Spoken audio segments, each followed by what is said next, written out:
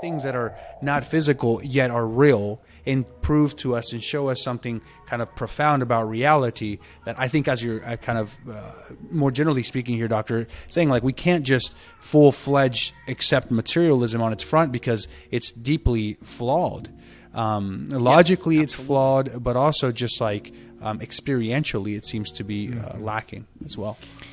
Well, I mean, can I just say one thing about that? Yeah. I think you've hit the nail on the head there with these two. I mean, St. Pope John Paul II talked about this in his sort of critique of philosophy in the West, that the West is really focused in the era of Kant, of Immanuel Kant, and starting with Descartes, this dualistic notion, but the rationalists, which came to dominate sort of the postmodern era, this idea that you could explain everything by reason alone. Yeah.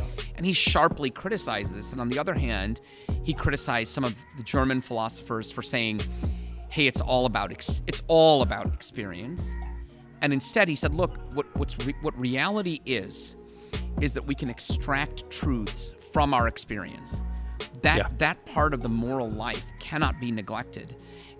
And nor can we neglect reason either, but in extracting truths from experience, we have to recognize that there is truth, right? That transcends both reason. It's the same vein that runs through both reason and experience is truth. Right. That's what tethers everything together. And sometimes, both in medicine and in our lives as human beings, we can recognize things only by experience. I mean, people who, for example, I know a physician, Catholic physician, who was not so Catholic at one point, was doing abortions and helping in abortions. I mean, he was a radiologist. Yeah, and and once they called him in to do an ultrasound while an abortion was going on to make sure that the abortion, this sort of later term abortion, took. And when he turned and he looked at what he was doing, he had this sort of conversion moment. You know, he could not, he could no longer do what he was doing, and he started to rekindle his Catholic faith. Mm-hmm. But that's a moment where it wasn't a series of arguments. It wasn't reason that made him believe. It's that he faced with this experience of seeing an unborn child on an ultrasound and what was actually happening hidden behind the dark veil.